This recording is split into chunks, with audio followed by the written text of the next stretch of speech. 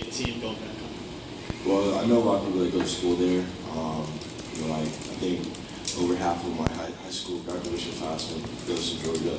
So, it's kind of, ironic, but I wouldn't say any extra incentive, every time you step on the field is with that high intensity level, competitive nature. So, just go out there and be ready to compete, and another awesome environment on the road. Josh, your numbers in the first half, you've completed right at 50%. The second half, it's over 65%. Your pass efficiency rating much better second half than first half. Is that adjusting to the defense, adjusting to the game? How would you explain the difference in your first half and second half? Just overall execution on my part and on the rest of the team's part as well. In the second half, I know we had a couple of drops in the first half. I kind of attribute a couple of them to poor ball location on my part. Talking to receivers, I know I'll fix the ball location, I'll make it easier on you guys, and we were able to make those adjustments, execute in the second half, and the numbers showed and the points showed as well.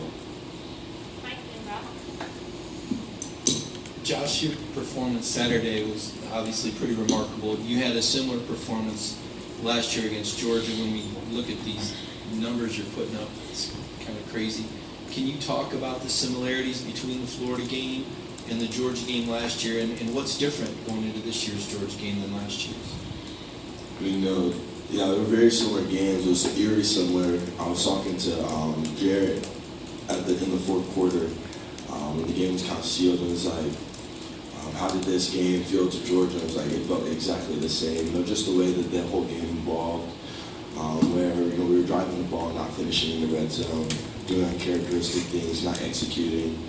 Got some momentum going to halftime, and they carried that momentum through the second half. So, each game is, you don't really know what to expect going into each game. You just prepare to execute at a high level. And so, we're definitely expecting a dogfight coming into this weekend, especially on the road. Anytime you go on the road in the SEC, you have to be ready to play a full 60-minute game, and we'll be ready to do that. And how's the team different this year than last year when we played with Dogs?